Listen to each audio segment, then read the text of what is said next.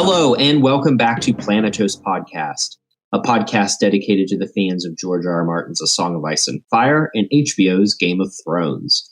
Today, we're going to dive into Dragonsteel, or as it's better known, Valyrian Steel. We'll discuss its origins in Martin's world, as well as in his writing and where he drew inspiration from the real world. I'm one of your hosts, Travis. You can find me on Twitter at Sir_Travis. I'm another one of your hosts, Brett. You can find me on Twitter at HomelyPillow. And I'm another one of your hosts, Micah, and you can find me on Twitter at Micah_of Clark. Now, before we get started tonight, we want to share a couple reviews. And we want to say thank you to those who have rated us on iTunes, whether you've left a review or you've just given us a star rating. We really appreciate it. Please keep that up. That helps spread the word on our podcast. But we got to say sincere apologies as well to the two of you who took the time to write such nice reviews that we are finally going to share here. And I say finally because our first review, guys, is more than a year old. And I don't know how we overlooked this. I'm very, very sorry. We don't usually look at the reviews all that often. So I don't even know how I came across them. I think I was looking maybe at reviews of another podcast, and I thought, do we have any new reviews? And when I looked, I was like, oh my gosh, someone or two people have written really nice reviews. So our first review comes from, and I hope I'm pronouncing this correct, Natilius, Natilius, Natilius, I believe that is. I wanted to pronounce that Nautilus, given my, Master of Ships background, but I think it's Natilius. So Natilius, thank you so much for your review. And Natilius writes 5 stars, titled Entertaining. These guys are one of my favorite Game of Thrones, A Song of Ice and Fire podcasts. They cover everything, book, show, and all other related material. They know what they are talking about and always have great guests. Keep up the great work, guys. That's a great review. Thank you, Natilius. We haven't had many new guests recently. We hope to change that soon. So be on the lookout for some new guests in our future. Now, our second review comes from our buddy Clint, Laws of Ice and Fire. Clint of the Laughing Tree is his username on iTunes. He's a co-host of the Learned Hands podcast with our friend Maester Mary. Check them out as a great podcast. They are both lawyers and they delve into legal and ethical and political questions of Westeros. So check them out. But Clint writes, he gave us 5 stars. Thank you, Clint. He writes, delightful. Travis, Brett, and Micah do a wonderful job at covering a lot of essential A Song of Ice and Fire ground in a fun, accessible, and comprehensive way without taking forever to get there, unlike some others. Planetos is a must-listen for any A Song of Ice and Fire obsessive. Thank you so much, Clint. That's really, really kind of you. We value your friendship. And again, just can't speak highly enough of what you and Mary are doing over at Learned Hands. So thanks, buddy. Yes, thank you. Thank you very much.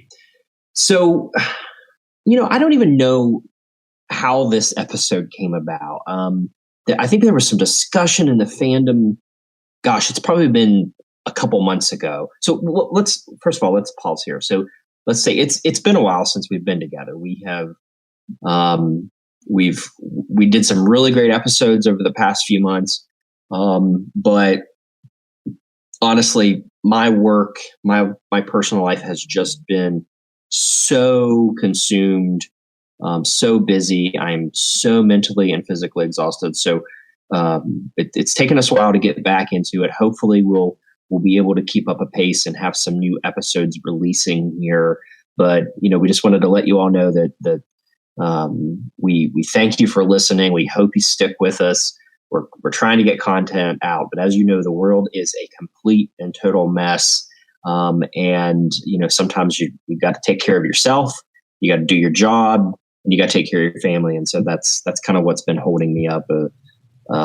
So yeah, I'm glad to be back, but man, it's tough out there right now. Yeah. No, Travis, you must Yeah, entertain. You must entertain at all costs. Gladiator and a gladiator. Are you not entertained? Yeah, it's been pretty rough, I think, for everybody. I had a pretty strenuous week the week before last, but I managed to take some time off, so I'm getting back to the thing of things with my own writing and the podcast and the fandom. Yeah, which is pretty great. It's pretty hectic for me too. So yeah, it's a great outlet to release some energy and release some stress and focus on something that's not, just constantly, getting you down mentally and physically as the world is right now. But so as we said, we're going to talk a little bit about Dragonsteel, Valyrian Steel here. Like I said, guys, I don't remember the genesis of this episode. I mean, Valyrian Steel is such an interesting concept within A Song of Ice and Fire, but I think there was some discussion maybe around Lady Forlorn, one of the Valyrian Steel blades that we'll discuss here tonight, and I think I just messaged you all and said I kind of want to talk Valyrian Steel. Yeah. So yeah, I think we'll just get into it. Now, is Dragonsteel Valyrian Steel? Is that are they two in the same? I believe so. Okay. Yes. Because I know in parts it's like referenced different ways. Yeah. So. Yeah. I think we'll talk a little bit about maybe why. Maybe we don't. I don't know. We'll have to figure that out as we go along. I can't remember. It's been so long since I put this script together that I don't remember. I mean, I think that the obvious, Valyria was an empire. It was a place. The steel, these type of blades came from there. I think the question has always been, what part do the dragons play in creating that? And so that's kind of where the divide is, right? Yeah. The histories within A Song of Ice and Fire, the histories of, was this a magical spell that the Valyrians used to create this? Was this dragon's breath, dragon's fire, whatever? So I think those terms are universal because the Valyrian lords were dragon lords also. So some people use Valyrian Steel, some people use Dragonsteel, but I think it's a very interchangeable term. Yeah, that's a good point. Yeah.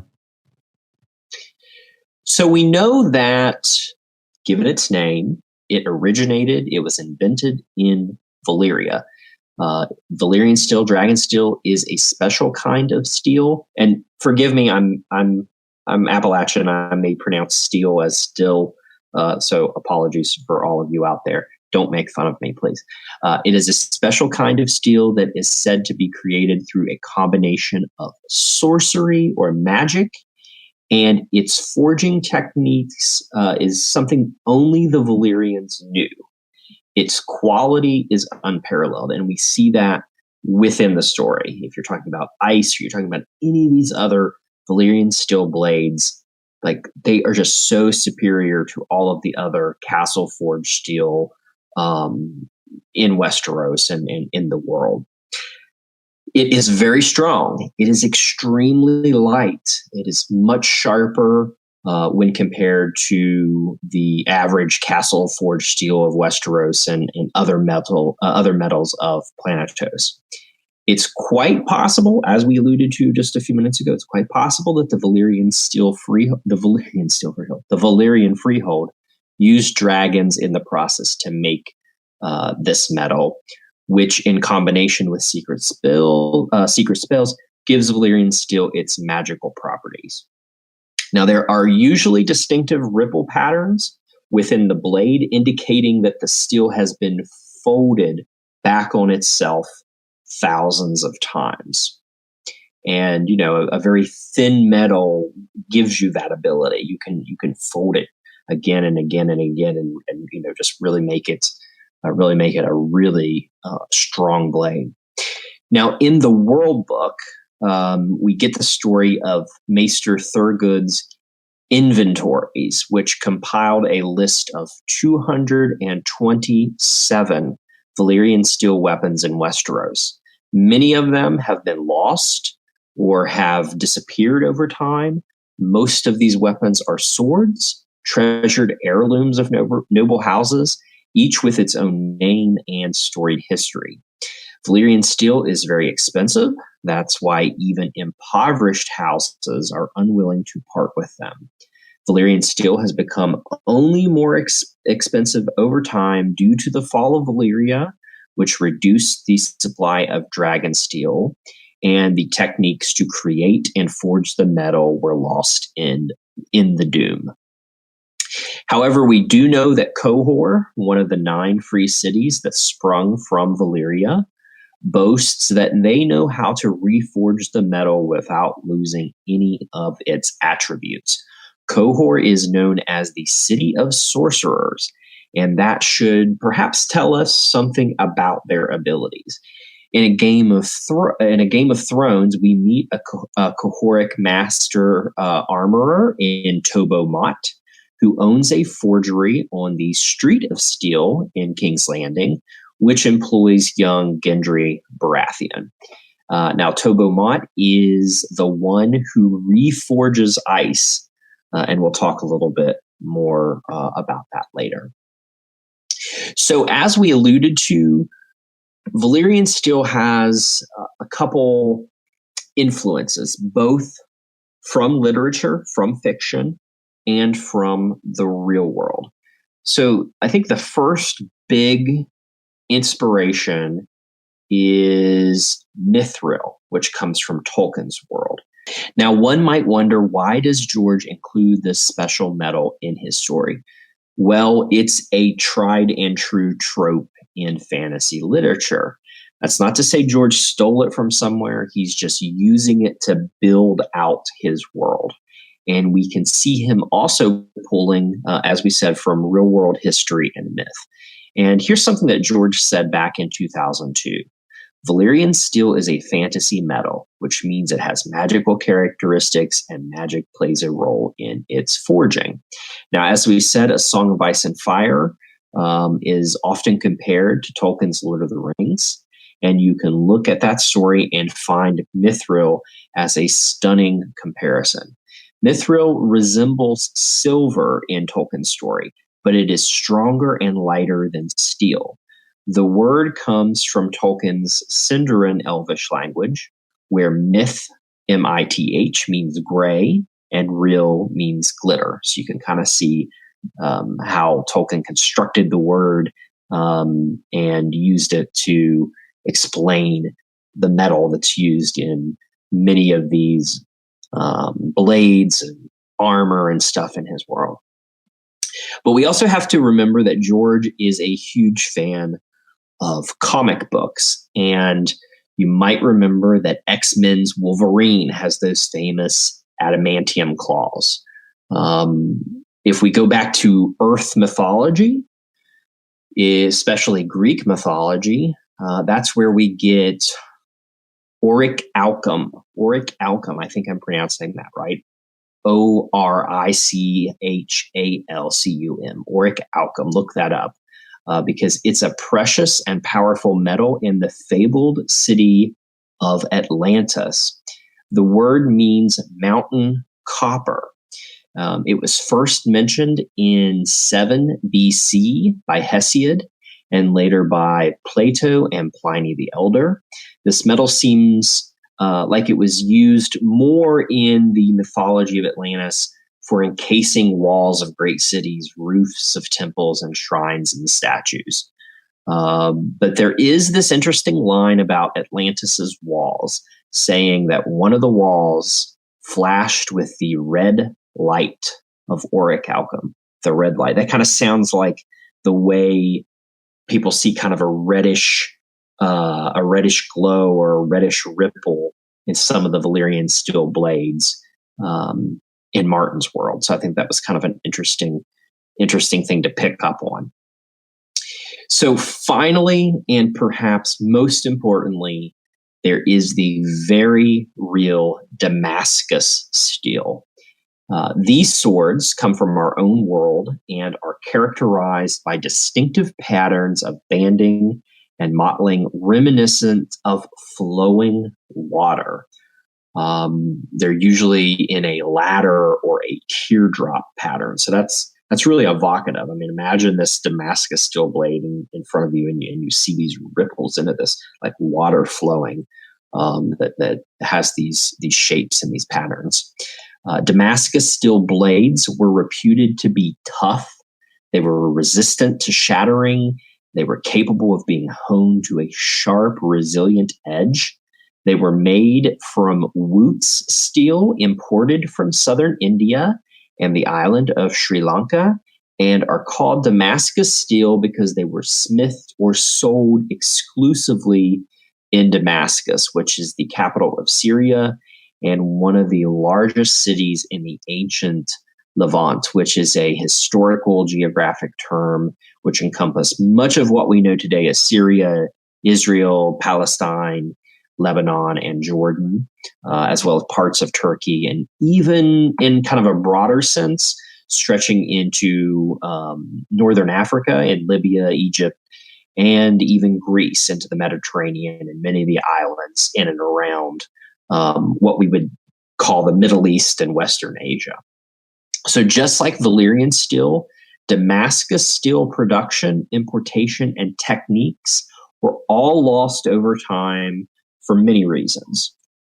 Damascus steel being Valyrian steel sort of reminds me of George's use of Greek fire for wildfire. You know, it's rooted in the ancient world, so he just kind of took what history and mythology had, and he applied it to, you know, I'm gonna use wildfire, or I'm gonna use Greek fire for wildfire. I'm gonna use Damascus steel for Valyrian steel. So I think he kind of just picked up on those and planted them in his world. Again, part of that world building technique. There is definite fantasy elements George uses, but usually he utilizes these real world history, and he turns it up to 11 to make it more fantastical. So now that you have a little bit of knowledge, we want to turn our attention to the swords, to the weapons, to the armor in A Song of Ice and Fire that were made from dragon steel. There are several Valyrian steel swords and weapons in the series. We're going to talk about them in a few different ways. First, we'll discuss the ones that actually appear in the narrative. Then we'll talk about the ones that are lost or mentioned. And finally, we'll speculate at the end about which ones may return to the story, which ones may be vital to the end game, and who might wield them. And I think what we'll do here is, just like in our small council episode, we'll each talk about a sword, and maybe we can stop there and kind of talk about how that sword may come back in. And then at the end, we'll talk a little bit more about how Valyrian steel may play in the end game.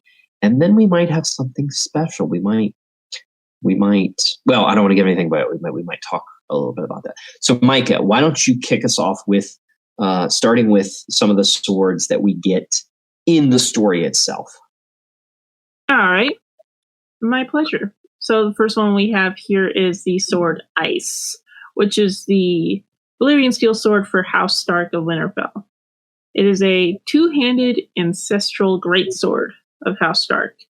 And we first see it used by Ned Stark in Bran's first chapter of A Game of Thrones to execute the Night's Watch deserter Garrett.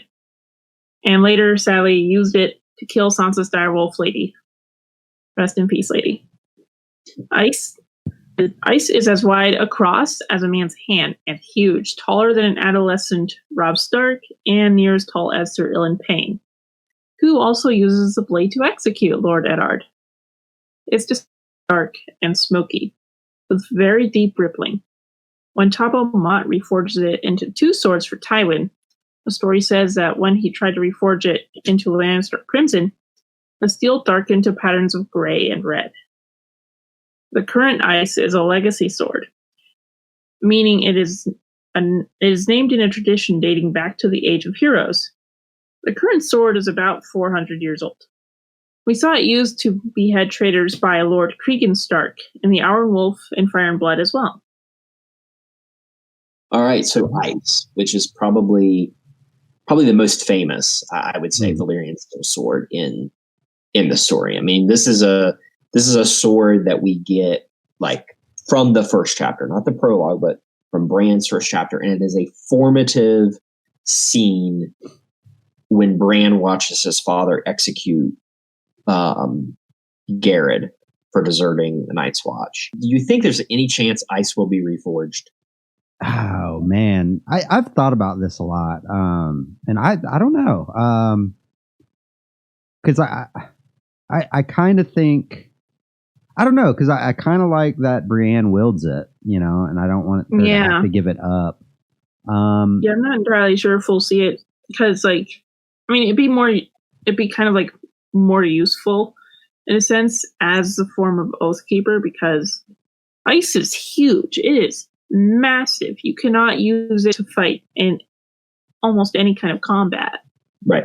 You have to use it for those kinds of executions. Yeah, unless you're the mountain. It's too huge for anyone to swing around. Unless you're the mountain, but unless you're the mountain. It's like what you would term like a ceremonial weapon. It's brought out for a specific reason. I doubt it would be reforged. One, that would be hard. Now, it would be kind of interesting if Tobomot comes back into the story, or if Gendry had learned that ability and is able to do something like that. But I like the idea that Oathkeeper, as Brienne's sword and Widow's Well, which we'll talk a little bit more about here in a minute, sort of come back together, not in a physical sense of reforging, but in a beside each other, fighting to defend Winterfell and the Starks and all of that. And there's a metaphor there of these two blades, one blade becoming two and being used to defend the Starks and help them either protect their home or whatever. So, I don't think they need to come back together to be effective. So ice exists, it's there, it's just not in its current shape. So yeah, I think I agree with you all that I don't think it's going to be reforged. Yeah. It's like how Stark used to be. You used to have everyone in House Stark and everything was pure and great and happy, but now it is what it is. They're going to make do with what they have, sadly. Yes. We can't have all that stuff back. Yeah, another speculation of like Arya maybe getting her hands on like Dark Sister at some point. But it's Widow's Well, right? Or is that Joffrey's second sword? Which one was the? No, that's the second. That's the second sword that's made from ice, right? Yeah. Oh, okay. That is okay. Yeah. I don't know. I could see her maybe getting her hands on that one. That'd be kind of cool. But yeah, I don't know. I don't think it's going to be reformed. Yeah. As much as that would be kind of cool if someone did reform it. I think symbolically it'd just be better for it to not be reformed. Yeah.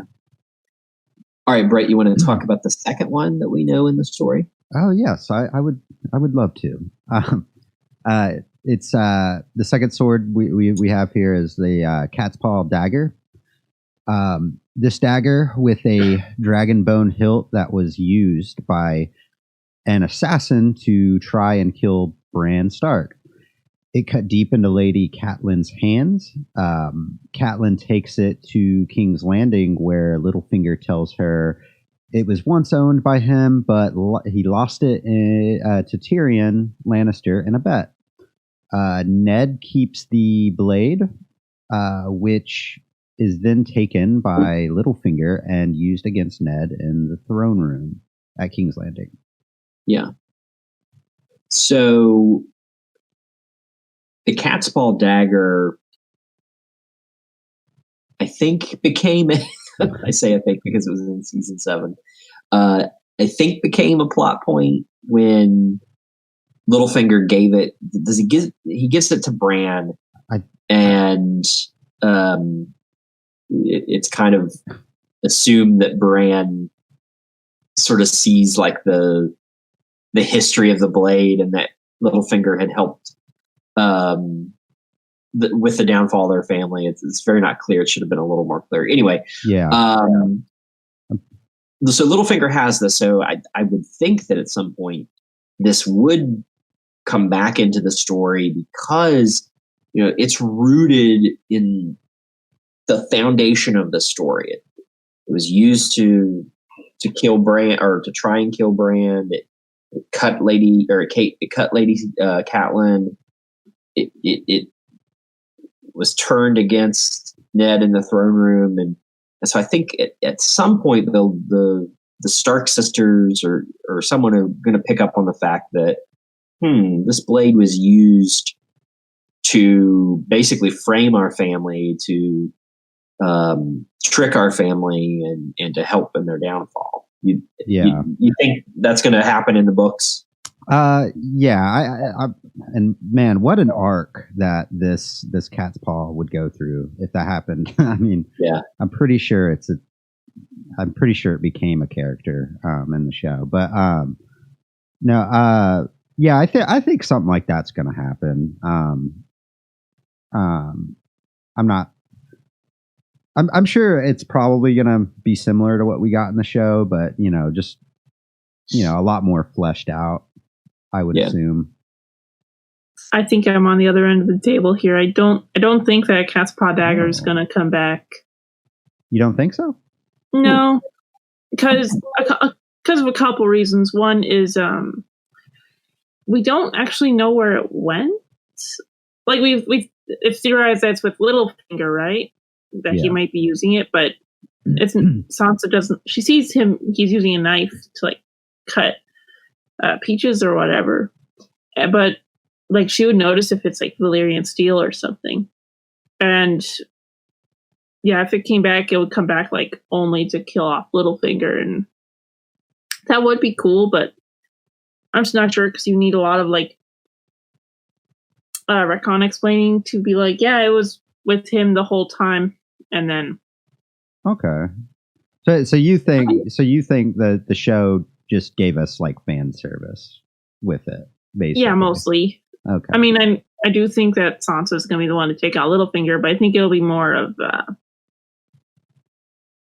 I think it'll have more to do with like Jane Poole and stuff than with like listing off every single crime that he's done. Okay. Because she can't exactly list off every single thing that he's done. But yeah, I think that's a fair point. I wouldn't call it a retcon for Littlefinger to have the blade in his possession, and either it get a shout out that maybe the characters don't understand what the blade's significance is, but it's one of those things where we're like, oh, okay, well, Littlefinger's got this blade on him, and maybe it doesn't become a point. I could see it becoming a point, but I do like that the point you've made, that because the show didn't have Jane Poole, and because the show didn't have all of these other plots that Littlefinger was involved in, that dagger became the thing they had, that they could usually say to the viewers, hey, remember this thing? And we do, because everyone kind of obsessed over it for a while. In the show, they didn't have... They made Littlefinger be the one to send the cat's paw, or at least that's what they implied. Whereas, in the books, it's revealed that it was actually Joffrey. That is, because they never. So in the books, you wouldn't feel that catharsis of, oh, Littlefinger's being taken out by his own dagger. Nice. It's Joffrey's dagger. So. Yeah, I forget the show didn't include like that scene, because it melds together for me a lot of the time. But the scene where Jaime and Cersei are talking. I think it'll come back. I don't think it'll be a significant plot. Or here's the crystal here's the crystal ball, here's the light bulb going off for now we realize Littlefinger is the bad guy. No, it's not going to be that to that level in the books. It's going to be much more. Because we already know Littlefinger's the bad guy. So. Absolutely, yeah. And all right. Yeah, and I think if the cat's paw eventually ends up in Arya's hands, which I think is less likely than like her getting a hold of like Dark Sister or something. Yeah, something like that. Yeah. All right. Our next Valyrian Stillblade in the story is Longclaw. Longclaw, the ancestral blade of House Mormont. So it is left behind when Ser Jorah leaves Westeros after he sold poachers into slavery. Lady Mage sends it to her brother, Lord Commander Jeor Mormont, who gifts it to Jon Snow after the boy and his direwolf ghost save the old bear from the Whites at Castle Black. It's called a bastard sword because it is not as long as a two-handed greatsword like Ice, but it's not as short as the more common longsword or broadsword used in Westeros. The blade, Longclaw, has a bear's head pommel, which is damaged in the fire when the Whites attack Lord Commander Mormont. The pommel is reforged from pale stone in the shape of a wolf's head, and garnets purchased by Sam in Molestown. Garnets are set as its red eyes, so it looks like Ghost, the direwolf. Jon uses the blade in his battles with the wildlings and the Thenns in his duel with Qhorin Halfhand, and famously to behead Janos Slynt. Woo! Longclaw's a great sword. I love its name. It's what's funny is it's so appropriate. Like it's so appropriately named for the Mormonts. Longclaw, a bear has claws. Yeah, but Jon Snow can keep the name too because a claw is something a direwolf has too. So I really like the way this is a mentor Jeor Mormont sort of finding a son in Jon Snow. And passing it down because he's lost his son technically to abandoning Westeros and to everything. So I like that. I just love the fact that Jon has this sword and I think it's going to be significant. I think it's going to be significant in the future because one of the things that we don't know in the books is we don't necessarily know how Valyrian steel will come up against the others. Does it have some type of magical property that can stop the others? We see that in the show. We see that in, I think, first in season 5 of the episode Hardhome when Jon battles a White Walker and the White Walker's ice blade is just cutting through swords. And we see that in the prologue to A Game of Thrones. It just slices right through Waymar Royce's regular castle forged sword. In the show, the Valyrian Stillblade Longclaw is able to stop the White Walker's blade. And it's what a famous scene when that steel hits that ice blade and there's like this ring and the White Walker is shocked, like, oh shit, what the fuck is this? And then Jon cuts him down with it. It's such a cool scene. It's such a cool episode and all that. But I'm looking forward to Jon wielding Longclaw in the wars to come. Did y'all notice that the sword is a bastard sword and Jon too? Yes, himself is a bastard. Yeah. I'm just playing. But no, I mean, I think it's a good point. Yeah, but no, I mean, no, I actually this Longclaw is one of my favorite swords because bastard sword. I really like bastard swords. Just the appeal because you can wield it with 2 hands or you can wield it with 1 and have a shield. It's meant so you can go back and forth between it, and it's versatile. And I don't know, like when I play games, like I like I like using like two-handed weapons, and then I don't know. Then sometimes, and when I get the option to have a bastard sword in the game, it just makes it even better. But there's my weird little whatever. Yeah, long claws, pretty great. I definitely think we'll most definitely see it again. Yeah, for sure. Probably, yeah, once or twice. Yeah, just once or twice, not throughout the rest of the book. Steal it off of his dead body. That'd be heartbreaking. If anything, leathers can have it. Okay, yeah, leathers or satin, someone. Yeah, I'm going to say satin's going to trade. They'll trade. I'm going to wrap it up for him, put some lace on it, wait for John. They have to switch for the watch and have the other person sleep, so the two can trade. That is interesting. Do you think do you think he's gonna lose the sword for a while, like once or do you think someone kept it, it keeps it safe for him? Well, because I love to remind everyone that Leathers saw John get assassinated. I do think that Leathers could definitely like confiscate it and be like, all right, so until we figure out what to do with this mess, I'm holding on to this.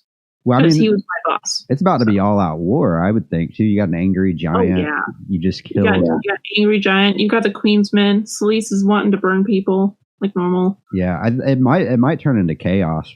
And definitely. It might be sort of like the show where they're held up in part of the castle. I think that we'll just get the chapter of Melisandre thinking back on what happened, and like she'll have a chat with Tormund and Celise or something. Yeah. Yeah. We'll see in the aftermath for sure. But yeah. So, I think. Oh, go ahead. No, it's just. Yeah, I think Leathers could, or Tormund could confiscate it. Because I don't think they're going to want to look, because they'll recognize that it's the important steel that may or may not be good against the others. Yeah. Yeah. Well, once they make the decision to try to resurrect John, whoever makes that decision or however that comes about, like they're gonna obviously want to make sure that his belongings are given back to him. So, and plus there's the fact that how does he punish the people who betrayed him? Does he use the sword to chop their heads off like he did James? Yeah. Or Leathers will just walk up and be like, "Here you go, Widow's Wail." The blade is the first of two blades reforged from ice. It has red and black ripples through it, and it's decorated with a lion's head with ruby eyes and gold, cherrywood, and red leather.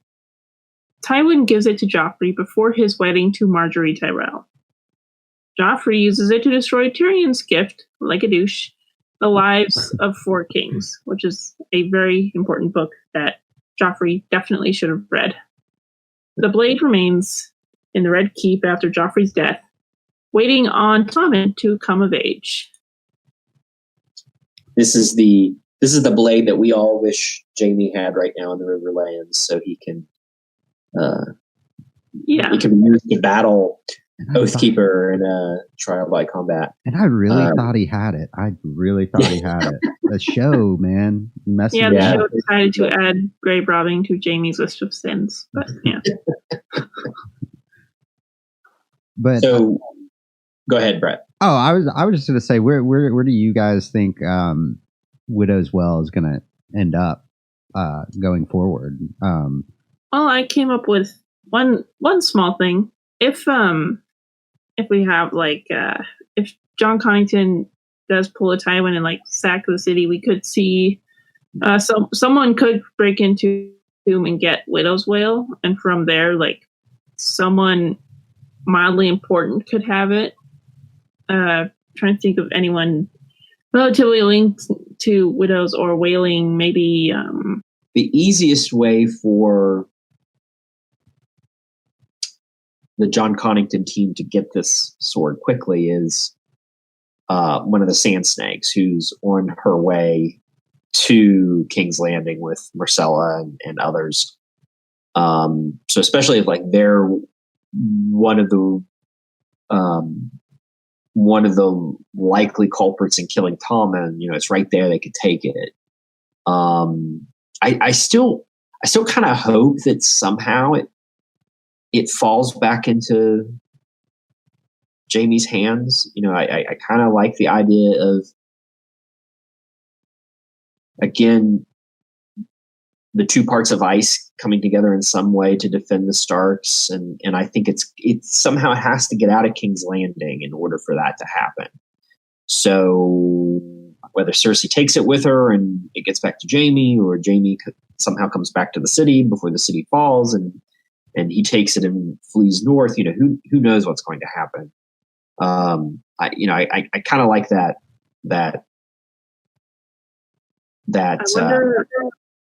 I wonder if I wonder if this could be one of the things left over from the 5-year gap, to where 5 years from now, Tommen would have been 13, going on 14. So he could have been of age to have the sword, and then the events happened 5 years later, and Jaime sent to Riverrun. Tommen could have been like, "Here, you can have the Valyrian steel sword, since I'm going to be cooped up here with Meryn Trant and Boris Blount." It could be one of those things. And then, since he removed it, he couldn't have Joffrey's sword be removed just yet. So I could see that. I was thinking too, like symbolically, like about Widow's Well and the name, and the only like the two people I come back to are Catelyn and Cersei. Like maybe Cersei, that blade is present when Tommen dies, and maybe Cersei is present. Maybe Robert Strong gets it. That's a good idea. Yeah, Robert Strong could definitely get it. I was basically going to say the same thing, Brett. That Joffrey, being the little shit that he is, names it Widow's Well because he wants to throw it in Sansa's face. He wants to throw it in his enemy's face. And what happens is he dies. His mother is wailing as he's dying. Mm-hmm. The same thing is likely going to happen when Marcella and Tommen and the rest die. So it's one of those things where, this sword does have meaning, Joffrey. It means just the breakdown of your family, your mother, everyone around you, and I think it's a very evocative name for what's going to happen to Cersei and the Lannisters. Definitely. Yeah. Yep. The other part of ice, Brett. What's our next sword? Oh, it is our next sword is Oathkeeper. The blade is the second of the two swords reforged from ice. It is longer than Widow's Well. It has a gray, black, and red ripples.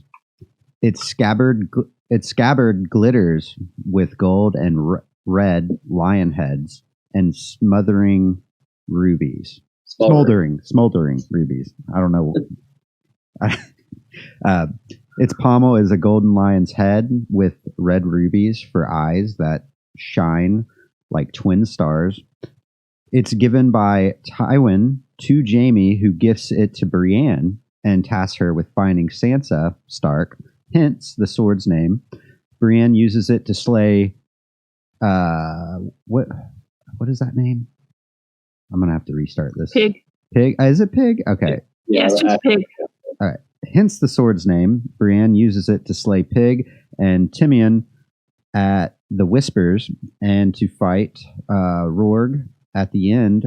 And to fight Rourg at the inn at the crossroads.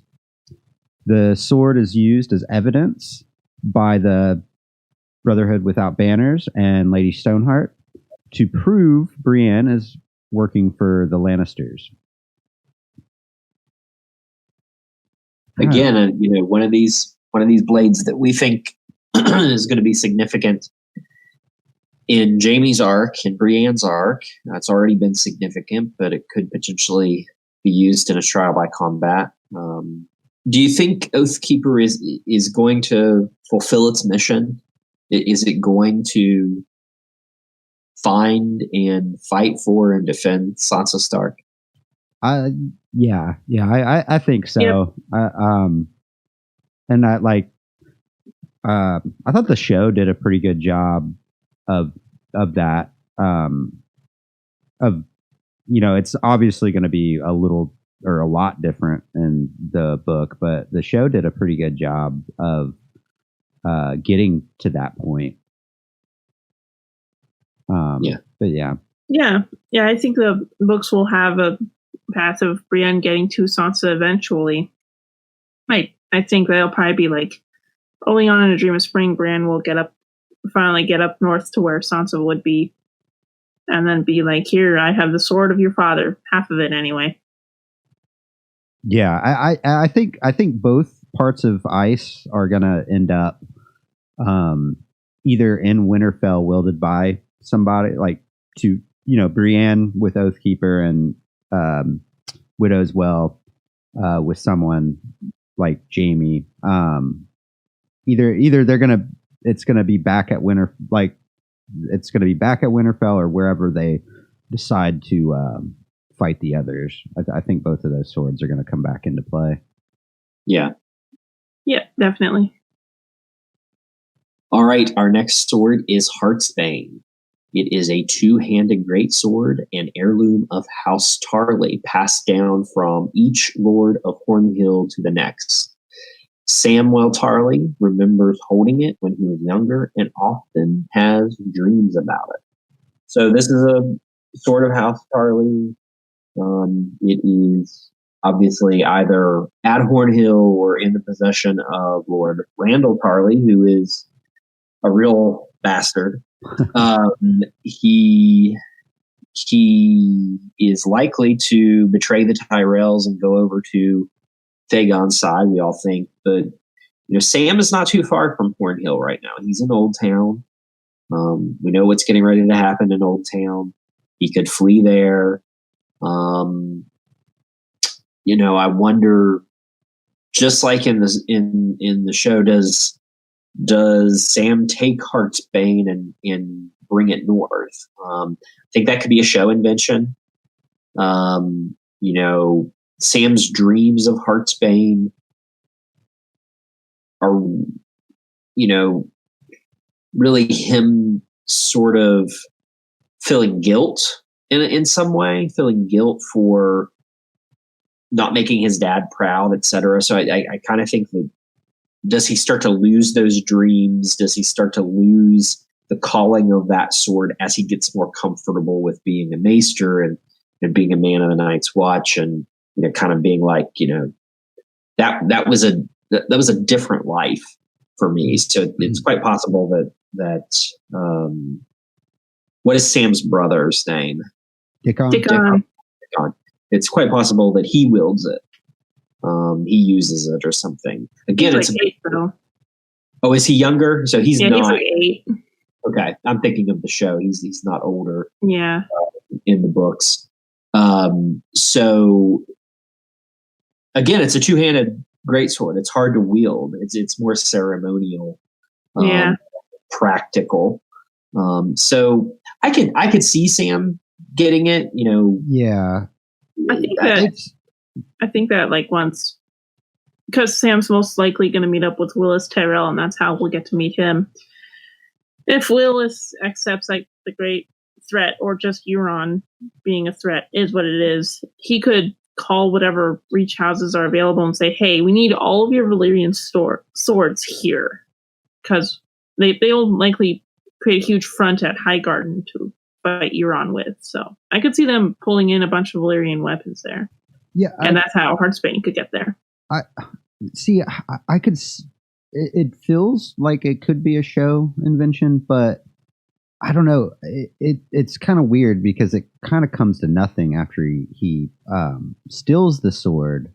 So I wonder if that was just a random note that they saw and they did, but then they didn't know what to do with it after Sam steals the sword.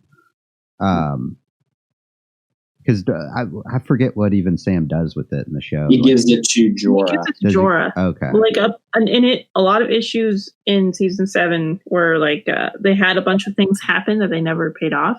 Yeah. Like John and Danny talking about having a kid that went nowhere. Yeah. But because also, like, in the books, Sam is most likely never going to see Randall Tarley. Yeah. We're most likely never going to see the two on page together, so, which is probably a good thing.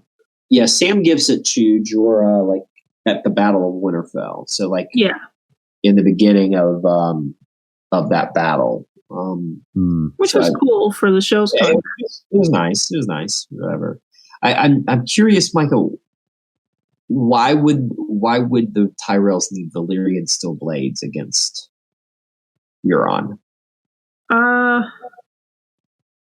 actually don't know. That was just a thought that came into my head.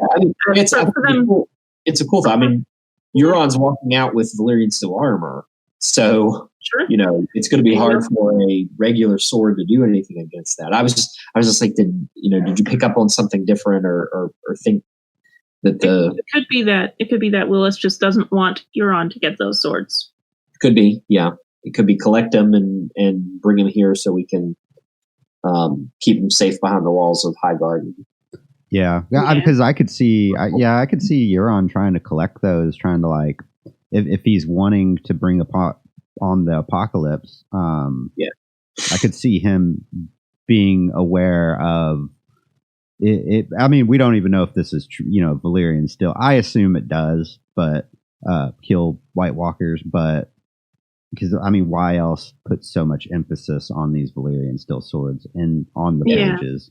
But yeah, I could see him doing something like that. I don't know if that'll be a thing in the book or at all, but I mean, it would make sense for him to know about it. It could be one of the things that Euron uses to continue to keep his loyal men in his sights would be, here's all these cool, fancy swords. Aren't they awesome? Yeah. Yes. Well, it's kind of interesting, too, like, if he does go, if he becomes the Night King or something like that, which may not even be in the show at all, but it's just interesting that he's armored with Valyrian still to protect himself from being killed by Valyrian still, which would be, I don't know, it'd be an interesting plot point, but who knows? Yeah. Next is Lady Forlorn, the ancestral longsword of House Corbray of the Vale. It has a heart-shaped ruby in its pommel, and is described as a smoke gray in color. Its name dates back to the arrival of the Andals. Robar II Royce, High King of the Vale, First Men, took the first one after slaying Kyle Corbray. The Corbrays won it back when King Robar was killed. Lady Forlorn has been wielded at the Battle of the God's Eye, during the Dance of the Dragons, famously at the Battle of the Redgrass Field in the First Blackfire Rebellion, and during the Battle of the Trident in Robert's Rebellion. It's currently being wielded by Sir Lyn Corbray, who works for Peter Baelish. On further note, Forlorn means pitifully sad, abandoned, or lonely. It also means, when talking about an aim or endeavor, hopeless and unable to succeed. I think this is the coolest name of. I do like this name. It is. It is. Sorry for everyone else's names. It just is. Yeah, it's there's an elegance to the name, but there's also a lot of, as you just described with the meaning of Forlorn, there's a lot of it has a lot of weight. There's a lot of weight to it. There's potentially a lot of foreshadowing. I mean, Lyn Corbray is so tied to Baelish's plot that, if Littlefinger's House of Cards comes down, which we all think it will, he's going to be caught up in that. He's going to fall as well. And I think it is definitely a cool name, and its description is really cool. Like I'd forgotten about the heart-shaped ruby in its pommel. I think that's a really nice, a really, really cool detail of the blade. Oh yeah, it's I mostly love it because I also really like to talk about Lynn Corbray. I think he's really interesting. Yes. And how Lady Forlorn, as like Forlorn is described, connects to him as a character because, like as you said, the plans with Baelish are probably not going to succeed. So Lynn Corbray is going to be, he's going to be caught up in that, and he's not going to succeed. Yeah. What could be the reasoning behind naming your sword this, Lady Forlorn? Because it could have been named by like Robar Royce. He could have been like, you did not succeed, so I'm going to name this after that. And then it just stuck because it's a really cool name. Okay. Yeah. Because I was just thinking about the sword. It's like, why would you want to name the name sounds cool, but like, why would you want to name your sword after something that's hopeless and unable to succeed?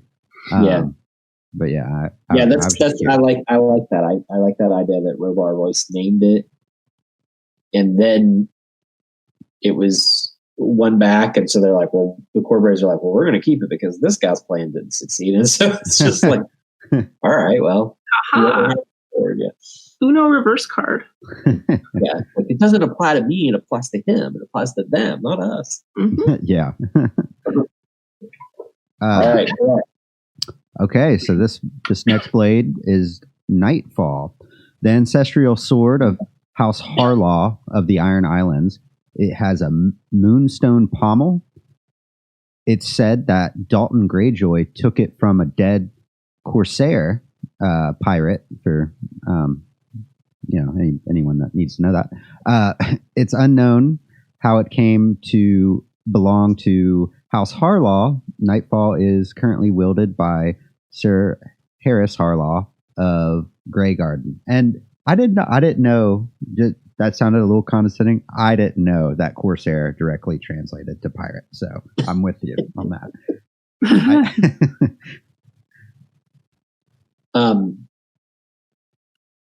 I like this. I like the name of this. Oh yes. Sword. Well, Nightfall is a. I also like the name Night Song. I think it's a castle. Yeah, I like it. Just so Nightfall to me, because it has a moonstone pommel. I wonder if this is, one of those blades that, not like Dawn, but the like one of the Age of Heroes blades. Well, yeah, definitely in an Age of Heroes, but like a meteor struck.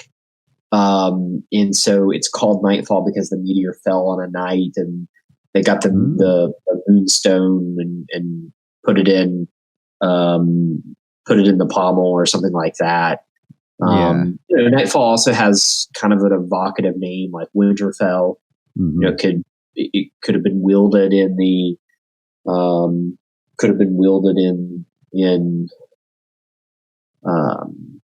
the first long night. Yeah, the first long night, etc. It's kind of cool too because like, I mean, you could say it's used to kill knights, and obviously it probably was, but also it's like it's Valyrian still, so it's like a black sword. So yeah, because I think that's something like I tend to forget that Valyrian steel is very dark. So I wonder how dark this blade is. I think it's also important to note that it's owned by Harris Harlaw, who's not completely loyal to Euron, but I think it's interesting that in Euron's first real attack against Westeros, one of the Valyrian steel swords used there is called Nightfall, which you can view it as this is the start of when the Long Night was coming. Yes, that's a good point. That's actually the night is falling with Euron. That's pretty perfect. With a wave coming with Euron. Yeah, that's a good point. I like that. All right, our next blade is another personal favorite of mine. I really like this name, Red Rain. The sword belongs to House Drum, another noble house of the Iron Islands. Supposedly, it came into possession of House Drum when one of the ancestors outsmarted an armored knight during a raid. Its coloring and name may indicate that it's the ancestral house of House Rain, obviously the Rains of Castamere, House Rain, very famously known in the story of the Rains of Castamere and the Lannisters. It's currently wielded by Lord Dunstan Drum and was drawn at the Kingsmoot. So it shows up at the Kingsmoot. I like this. Red Rain is spelled like rain, like water, Rain. I like that it would be kind of switched there. Yeah. Or the Rains. It could have been named by the Ironborn who took it. Red Rain also really reminds me of like blood. Like this sword, when it's slicing through people, it's raining red. It's raining blood. Yeah. I think it's very evocative as well in this name. So yeah, this is a sword that's technically in possession of Euron Greyjoy's forces. So we could see it being wielded either against Highgarden or in some battle to come. So yeah, it's just one of those blades that I'm like, this is just a great name.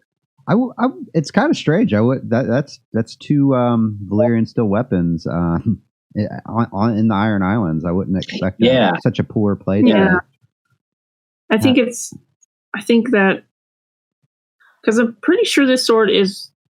I think it's with Andric the Unsmiling, since he's Dunstan Drum's champion, which gives another Valyrian steel sword to the Shield Islands. I think it'll be interesting because that will likely be one of the big off-screen events for the Winds of Winter, being Garland retaking the Shield Islands. I just think it'd be really cool to see Garland up against both Nightfall and Red Rain. That would be pretty sick. There's I could see Red Rain being taken from the Rains, because I don't think they bought any of these weapons. Like they definitely used the old way at some point. Oh yeah, to obtain these weapons, I would think. Oh yeah, the story about it being Oh yeah. The story is that, if I remember correctly, the story is that during this raid, this Ironborn Reaver basically outwitted in a game almost this night, and so I'm like, that can't be. I think that's the Ironborn trying to say that they're smarter than they are. I mean, he probably killed the person and took the blade. The Ironborn version of outwitting equals an axe to the face. Usually, I outwitted you. Yeah, I outwitted you. You're standing over a dead body. Yes. Up next, we have Kago's Arak. Kago is a sellsword of Dothraki origin and a captain of the Windblown, right hand to the Tattered Prince himself. An Arak is a curved weapon of the Dothraki shaped like a half sword, half a scythe. And Kago's is black, and he uses it during the siege of Astapor, striking down King Cleon's corpse. That's it. I really like. Go ahead, Brett. Sorry. Oh, I was just saying that's a really interesting. That sort of interests me a lot. And I would like to know more about its origins. Like I could see maybe like the Dothraki taking over an area and like forcing someone to create this, like a call, like forcing someone to create this weapon. Oh yeah, definitely. Yeah, I'm gonna guess it was forged in Qohor at some point. The Qohor is kind of out there on its own. It's the Dothraki likely either trade or the Qohori could have made it to buy off a call at one time, and that was one of the treasures they gave, and it passed down either father to son, or defeated call to victorious call, and it kind of came into possession of Kago. I just like Arx in general. I think that they're Arx are really cool. Yeah, they're a really interesting blade. Just the description of this as being black. Again, back to your point that Brett, that these blades are very dark. This steel is very dark. It's not shiny and bright. It's it has this this sort of frightening quality to it. So dark. It's So, like even like I forget a lot too. Is like dragon bones are black in A Song of Ice and Fire. So like all these dragons like have black teeth. I mean, that's pretty nightmarish. Yeah. Because they're all right. Sorry. We could potentially see the Arc being used again because the Tattered Prince doesn't like the other sellsword captain Bloodbeard, so we could see Kago's Eric take out Bloodbeard. That would be cool. And early wins. So this next blade is Celtigar Axe. Okay, so it's one of many treasures reported on Crabclaw Isle when Sir Axel Florent suggests Stannis sack the city. Is that the first time like a axe is mentioned, like a Valyrian? I believe so. Yes, I think so. Yeah, snacks. I think it's the first one. This is one that like kind of like everyone's like, oh, I want to see this come into play. I want to see this this weapon come into play. Like some people think, okay, the Celtigars will join Dany's forces when she lands at Dragonstone, and so will the Celtigars. Will someone from House Celtigar show up with axe to help fight for her or whatever? Yeah, I think it's an interesting. And again, the Celtigars are a very old family. They're Valyrian in origin, just like the Valyrians and the Targaryens. They came to Westeros much earlier than the Targaryens. So yeah, I don't know if this is just one of those details that's like there, like, okay, I'm just going to make this. It's kind of an enticing. At the moment in Stannis' story, when this gets mentioned, it's enticing because Stannis is like he's lost everything almost. He doesn't have an income. He's lost a lot of probably coin in paying sell swords and sell cells in the attack on Blackwater, and he's lost. And I think so. I wonder, is this just one of these details that George is like, well, I'm going to throw this in there because. It's. I guess it's rumored that the Celtigars are. They're a small family, but they're sitting on like immense wealth there. Again, who knows if that's true? If it's one of those things that's kind of cropped up. And of course, who wants to believe Sir Axel Florent either? Right. But yeah, that is. I mean. And for a story, it's like, yeah, go there, Stannis. I want to see this axe. Yeah. Right.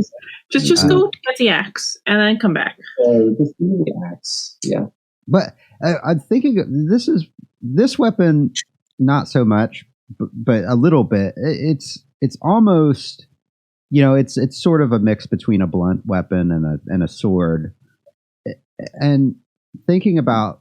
You don't really have a huge advantage of having like a Valyrian steel axe or hammer or something because it's more so like with a hammer. But what I was thinking, is you could make it bigger because it's lighter. So you could have a bigger axe that you could swing just as fast as like a normal axe. And I guess maybe the swinging too. If you have you could swing faster, I guess. So maybe there's that advantage there. So. Yeah, I'm going to say this is pretty big. I'm going to say this isn't just a throwing axe or something like that. I'm going to say this is probably a pretty big weapon. Yeah, you're going to have an axe made. Valyrian steel, you're like, you might as well go all out. You might as well have like double blade it, like all small stuff. You got to go all out. You got to go all out. You know, yeah. I might have something to say about Max here in a little bit. All right, so all right. Oh, here we go. So, you know, as we've talked here, you know, Valyrian steel doesn't stop with daggers or swords or even axes. We find out in the Forsaken that Euron Greyjoy himself has black scale armor that is Valyrian steel. Now, this is obviously from the point of view of Euron Greyjoy, and he's drugged out of his mind, and he's hungry, and he's being tortured by Euron, but you know, he is obviously someone that's going to know what Valyrian steel looks like. And so when Euron walks onto the deck of his boat, or whether I don't remember if he's in a castle at this point in the scene, but when he comes out into his Valyrian steel armor, it's just such a shock, both the damp hair and to the audience, that, oh my gosh, there is Valyrian steel armor in this world. So again, that brings up the fact that how are you going to be able to defeat Euron? I mean, the man is armored in Valyrian steel. It also ties back into his story about going to Valyria. You know, a lot of people think that was a lie. You know, that didn't happen. That's just Euron boasting that he did that. But where did he get this armor? You know, that I think that's one of those things that is just going to be such a great thing to know more about in The Winds of Winter. Yeah, it's interesting how much of the Ironborn chapters of A Feast for Crows gets paid off essentially by stuff that happens in the Forsaken. And this armor, if it's really what it is, it's pretty cool. I mean, it's got to be the rarest thing on the planet. I mean, yeah, like, I mean, that's like wielding like a dragon egg. I mean, yeah, he's got a beatbox behind him, turning on the boss music. Yeah. Like, I'm assuming with this armor, I mean, you could sell it and like buy an army if you wanted. Yeah, right. I want all the Unsullied. Here you go. Yep. And he's just being Euron in it. I don't know. I thought this was super interesting, and it's kind of scary because, I mean, Valyrian steel armor, again, it's lighter. You're going to be able to move quicker in it. You know, it's stronger. It's going to hold up. And I don't know. It just brings. I didn't think much about it until I heard about it, and then I'm like, oh, like Valyrian steel armor. I don't know. It's pretty cool. Yeah. It's almost described as like, I can't remember. It's like in the Forsaken, it's almost described as like it's just an extra layer of skin. The way it's on Euron, the way it moves. You know, again, Euron is in a really bad place. Like he's starving. He's being tortured. He's being given shade of the evening. Like he could be hallucinating a lot of this, but just the way that this is described, it just seems like it's an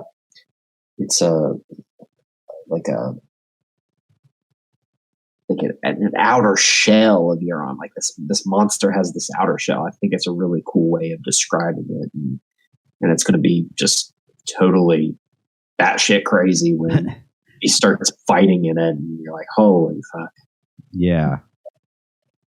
Yeah, I hope it's not just a vision. I hope he actually is wearing it.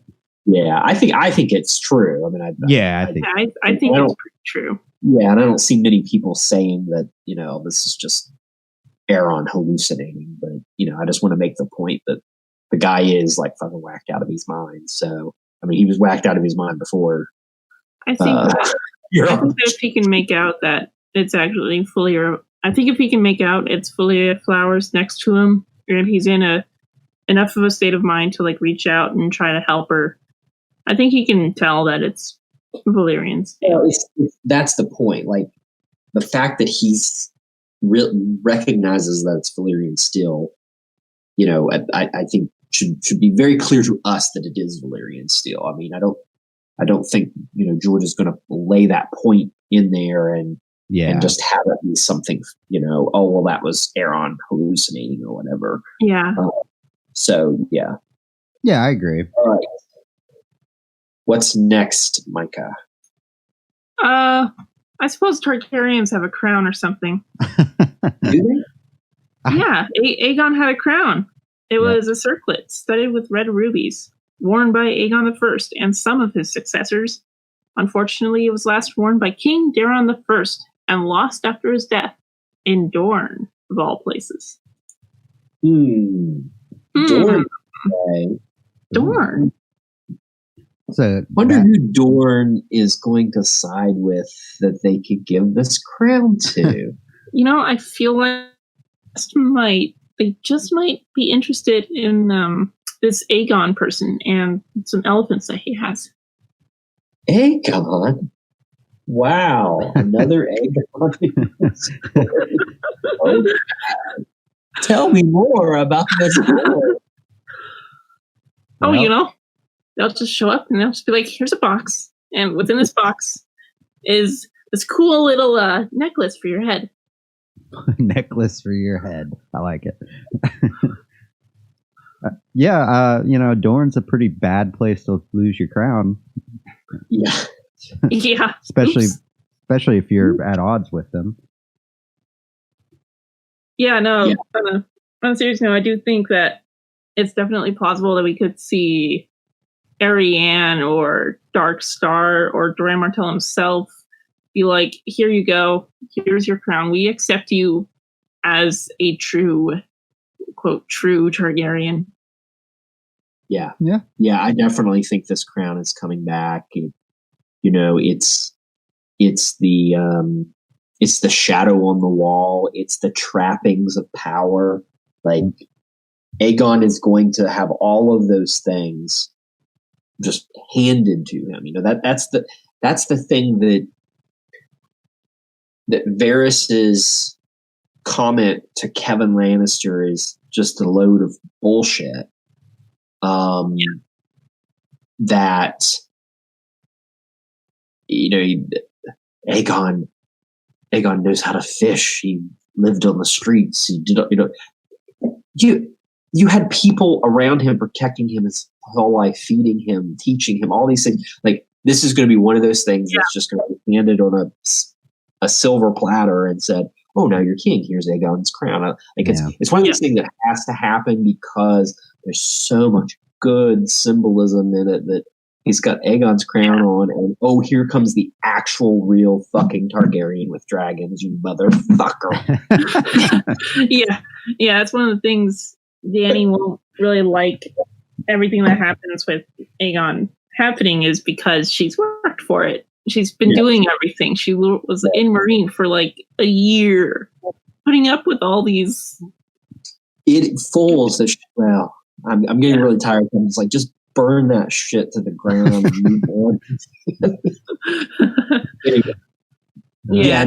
It's just so rich. It's just so rich that, you know, the Seven are going to anoint him. He's going to have Aegon's crown. He's going to be in Aegon's castle. He's going to be on the Iron Throne. I mean, it's just going to be so good to just watch it all crumble. I got a perfect image in my head of the High Sparrow be like, "We crown you, Aegon the Sixth," and putting the crown on that tiny little head. Yeah, that tiny little head. And then there's just a fucking dragon roaring from above. Fucking metal. Dany walks in with her armor and she's like, "Hey, excuse me." Yeah. Oh, shit. That'd be great. Yeah, I mean, all right. I can see it. Okay. You haven't said anything yet. Oh, no, I was just going to say, when that moment happens in the books, I'll be able to appreciate the Bells episode a little more.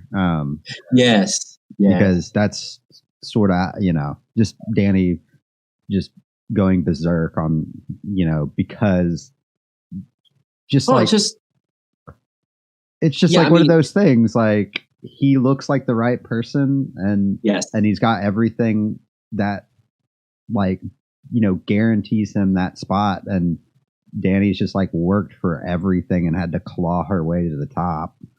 Like, yeah, you had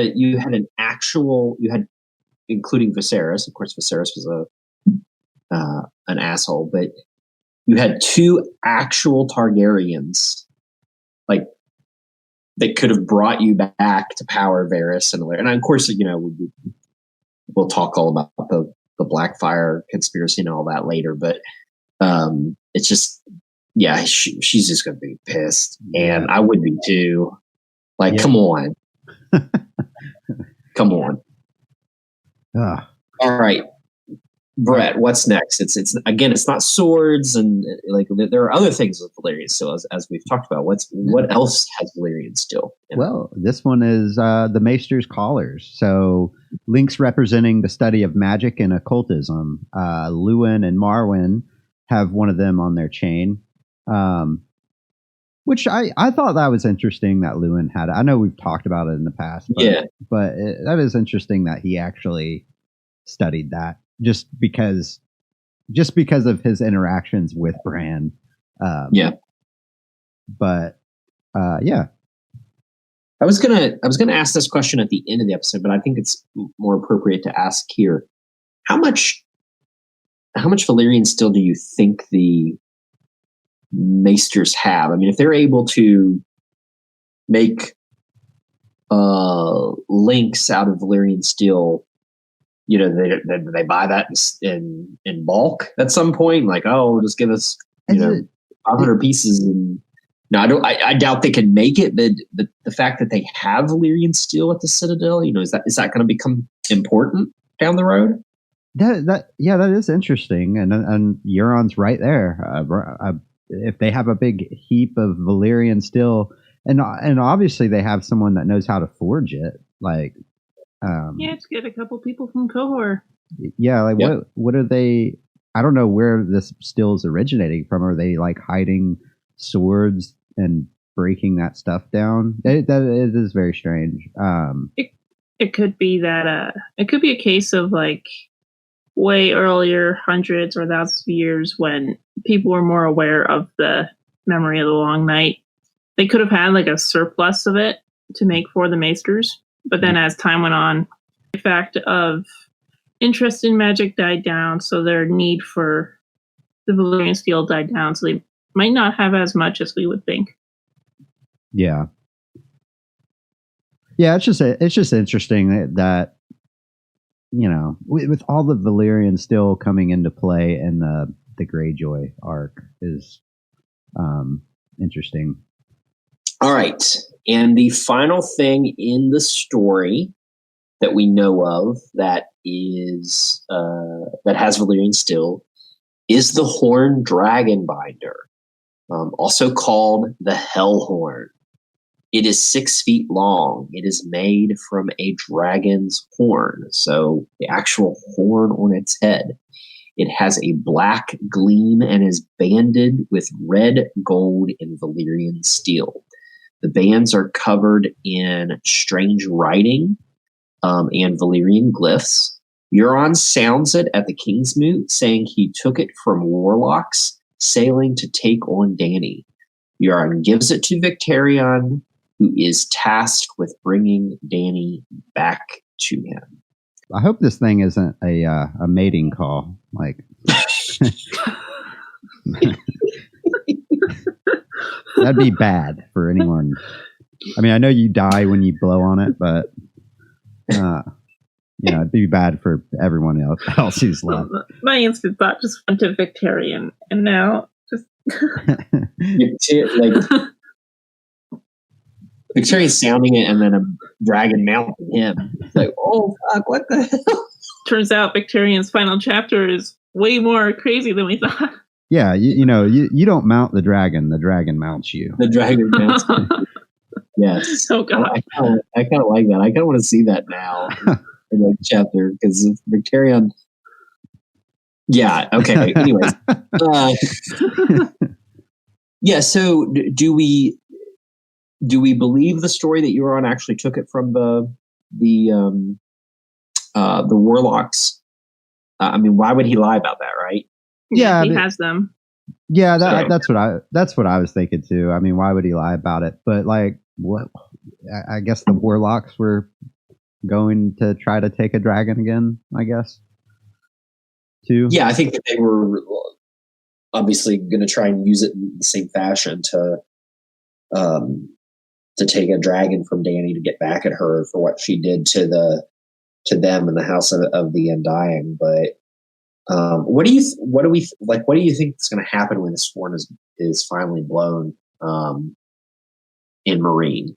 Does it bind a dragon? Does it take Rhaegal or Viserion, and what happens? I think. Go ahead. Go ahead, Brett. No, you go ahead. All right. Well, I think they'll certainly call a dragon, but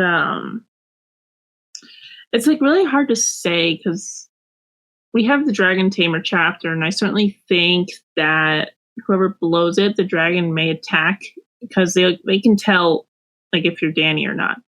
And if they see Pretty Maris and they're like, "Oh, it's a woman. Are you mommy?" Yeah. So they'll probably attack Victarion, and maybe that's how Victarion goes out. But we could also see Makoro do something because he's standing right there. Oh yeah, that's one of the things where I'm no clue. That's pretty interesting though that you got all those group of people around Victarion, and if people, because don't you have to blow this thing 3 times or something? And I don't think you have to blow it 3 times. I think Victarion might think that you need to. Because I know it doesn't it basically kills you when you blow this thing, right? Yeah, it burns you. The person who blows it at the Kingsmoot, does he burn from the inside or something like that? Yeah, his, lungs are all ashes, and he had smoke coming out of his mouth or whatever. Yeah, and then Victarion blows it at the end of his chapter, but we don't really get any resolution of what happens, right? Is that correct? I'm not sure if he blows it. I think he has a few people blow it for him. Yeah, all right. Because I think he was just going to blow it last. If I'm remembering the 3, I don't know. I don't think. Yeah. I always thought his charred arm was what would give you the ability to hold the horn and blow it and not have it affect you. See what I mean? Not that. I mean, you still got your mouth to the thing, so that's could burn your lungs, but almost your hand itself is becoming part of the spell that or going to be sort of some way to stop the spell from killing you. I always wondered if this charred arm. Well, and I think be that's what Makoro did to him. Yeah, that's what I was going to say. Is I think Makoro being there is on purpose. I think maybe Makoro, just kind of how Melisandre can keep herself. She seems to have some sort of fire resistance to her. I wonder if Makoro did something. Well, he obviously did do something to Victarion. So yeah. But I do think though, with everything, magic is a 2-sided or double-edged sword, or a sword without a hilt. Yep. I don't think it's gonna go right if he does try to binds with this dragon or whatnot. Yeah. If anything, the dragon might just fly straight to Euron. Which that would be interesting if it did that. Yep. Yeah, definitely.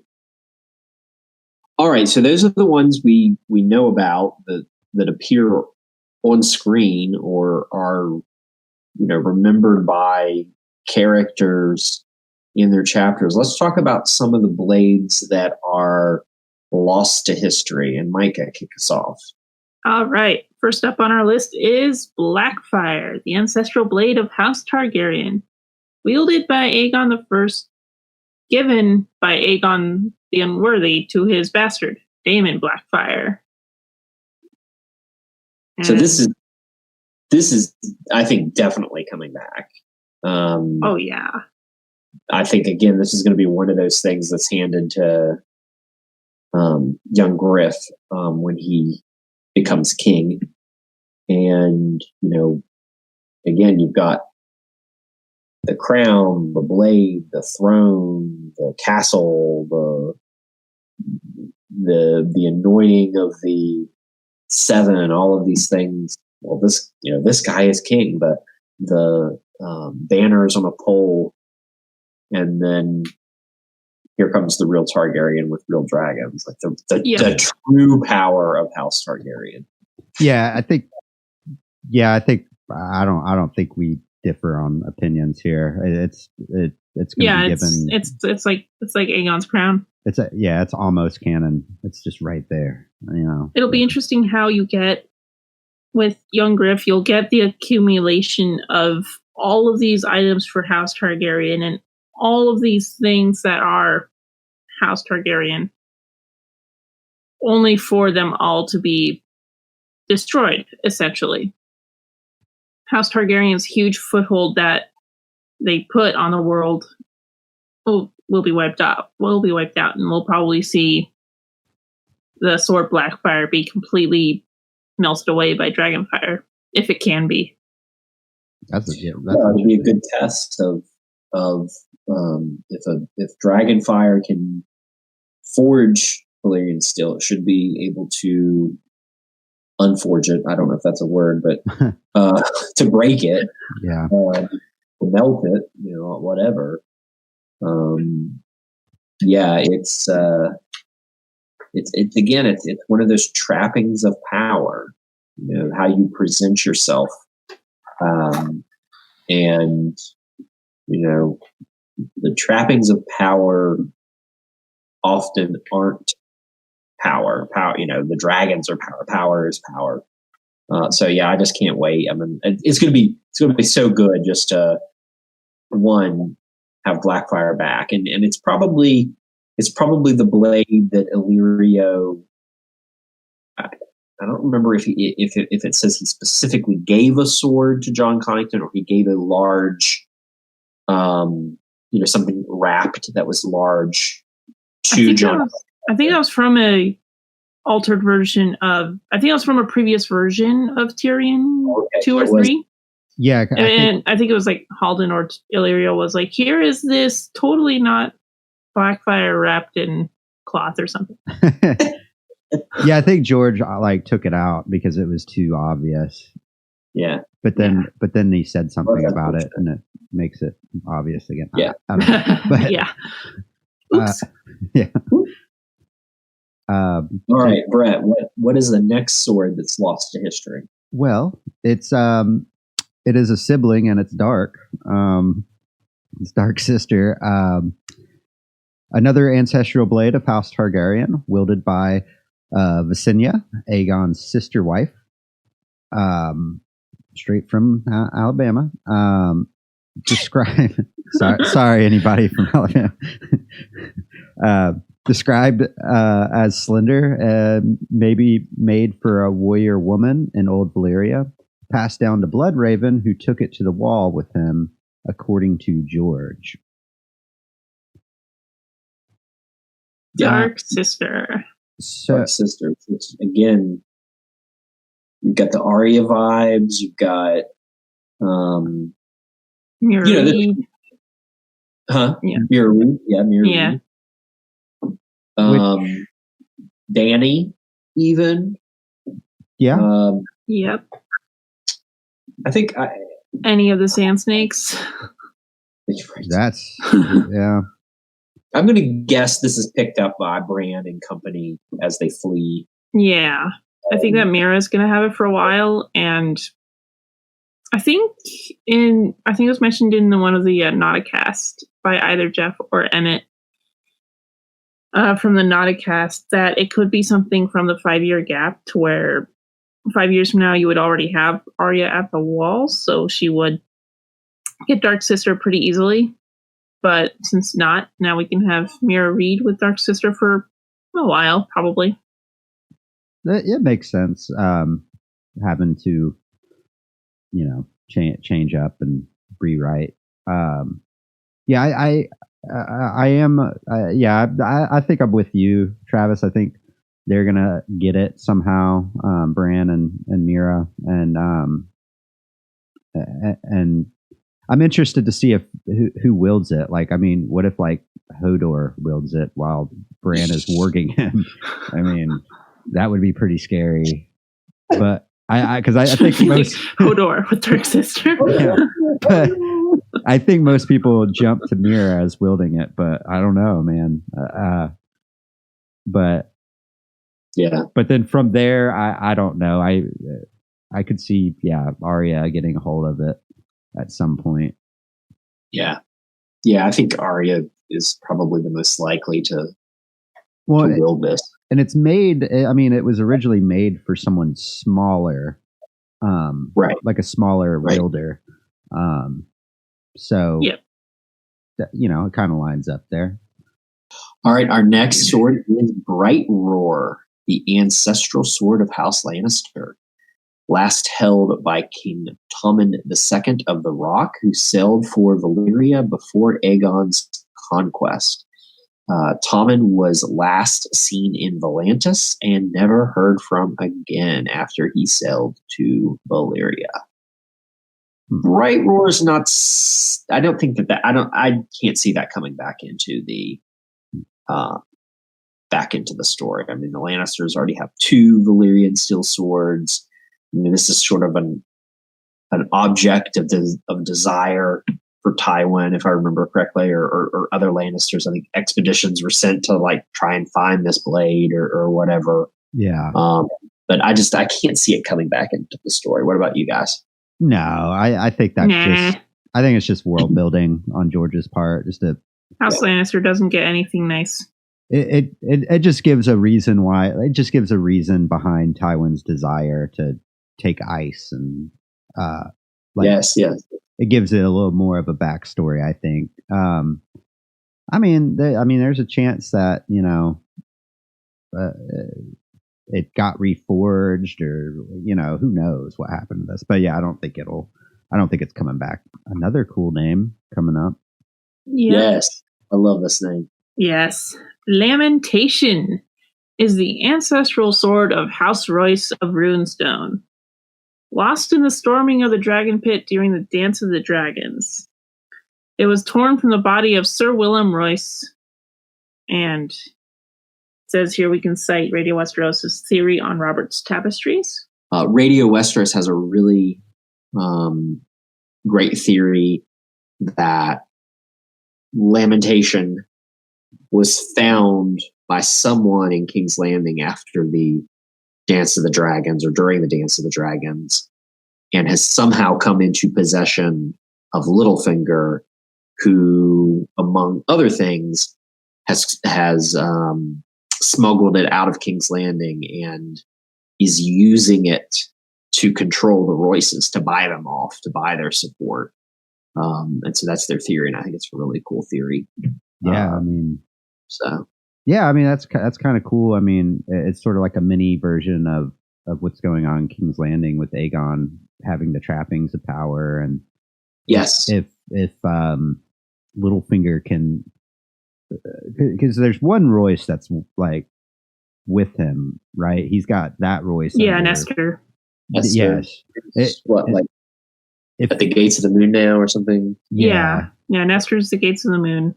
So if he's able to like give him this stuff and he supports Littlefinger and whatnot, he can maintain control for longer there, I would think. Yeah, and I think the theory goes that it would be like he's got to win over Bronze Jan Royce. Like that's Bronze Jan is the Runestone Royce. Right, that's the main power of House Royce that you need to win over in order to secure your hold on the Vale. Yeah. So yeah, I really like this theory, and again, like you said, Brett, it's just a great name for a sword. Yeah. Yeah, I quite like the theory. I could definitely see Lamentation coming back into play, and House Royce getting it and then using it in the Battle of the Long Night up north. Yeah, I think we'll see that sword again. I think there's a good chance. This next one is another pretty cool name, Orphan Maker, the ancestral sword of House Roxton of the Ring and the Reach. Used in the Dance of the Dragons, it came into the possession of Lord Unwin Peak and was brandished by him as hand during Aegon III's regency. This is it's a cool name, but it's also like a name that very similar to names like from Lord of the Rings, like I think Gandalf's it's a faux hammer, I think. Yeah, the faux hammer. Like, Glamdring is its name, but the faux hammer is like, I don't know, a nickname or something. And so, like, anytime I see like Orphan Maker or something like that, I always think of the faux hammer. So yeah, I think that this is a little bit inspired by Lord of the Rings. This name. Oh yeah, it reminded me of like Widow as well. Yeah. Definitely. Yeah, definitely. But those could be like used in conjunction with each other, like Orphan Maker and Widow's Wail. Yeah. Yeah. That's pretty cool. Yeah, and I could see him, George, taking influence. Obviously, he took a lot of influence from Lord of the Rings. So. Oh yeah. Yeah, it's pretty interesting. All right, our next sword is Truth. The sword of Moredo Roger of Lys, brother of Viserys II's wife, Lara. I just think this is, this is not in the main text. This is not in the main series. This comes from Fire and Blood. I think it was just to, illustrate that the Rogers were very rich and very powerful, and they had a Valyrian steel sword. So I like the simplicity of the name too. Which it's sort of like one of those. It must be a more like a more ancient sword, maybe just because of the name. Like maybe. Yeah. I don't know. I don't know if it fits like the ice. Like, ice is just like I don't know if it fits that perfectly, but I could see it being like a really, really old ancient blade. So the next one on our list is the ancestral sword of House Hightower called Vigilance. It was last wielded by Lord Ormond, who used it during the Dance of the Dragons. He was killed at the Battle at Tumbleton. So, oof. Who knows what happened to this sword after that? Is that the only mention? Probably just we don't know. It's lost to history. It's possible the Hightowers have it. Yeah. And the name reminds me of like the Hightower, like it stands vigilant, ever watching. We could see like Garland Tyrell show up, and he'll be like, "I got Vigilance, and I got the Tyrell sword, so we're gonna go fight these Ironborn and definitely win." Yeah. It would be cool to see it appear like at this, like the sack of the Citadel. Yeah. Or not the Citadel. Like one of the Hightowers wielding it, fighting Euron or something. Yeah. Which, that puts Euron in vicinity of even more Valyrian still. Right. Yay. Okay, so Sandok's Curved Blade. A great curved blade with a dragon bone hilt used by the immense Sandok the Shadow, a former pit fighter and slave in service as a protector to Lord or Lady Lara of House Roger during Aegon III's reign. This sounds sort of like an Aerok kind of blade, maybe. It does. Yeah, definitely. Definitely. Yeah, it's a pretty cool one. Yeah. Sandok's pretty cool. Yeah. Yeah, he's a cool character. Yeah, that's interesting that he had a Valyrian Stillblade.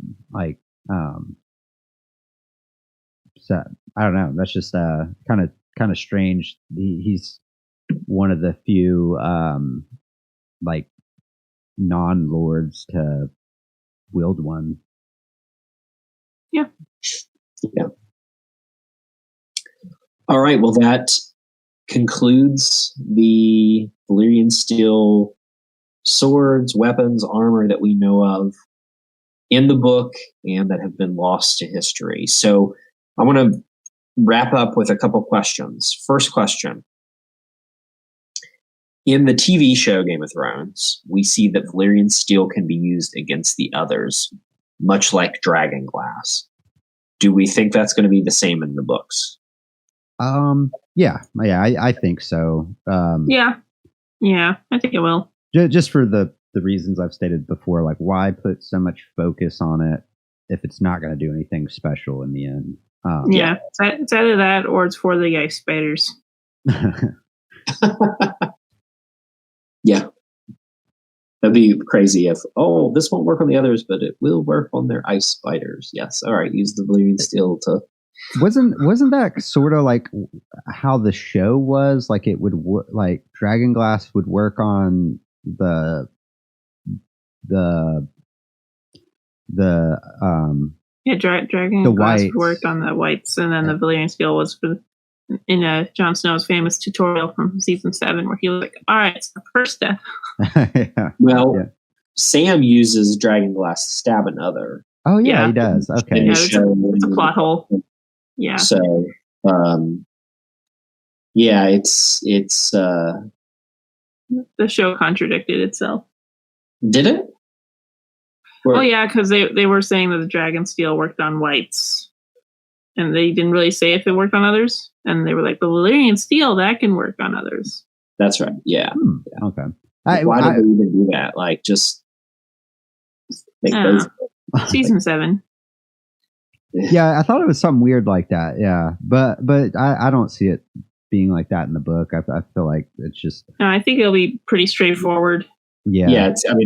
It's they're both rooted in like Valyrian sorcery, dragons, all of that. Like it's all going to be very tied to that. Yeah. Yep. All right. The final question, the most important question of the night. As Jon Snow says to Arya in A Game of Thrones, all the best swords have names.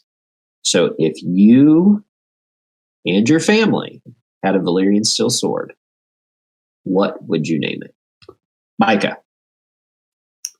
So I gave it a little bit of thought.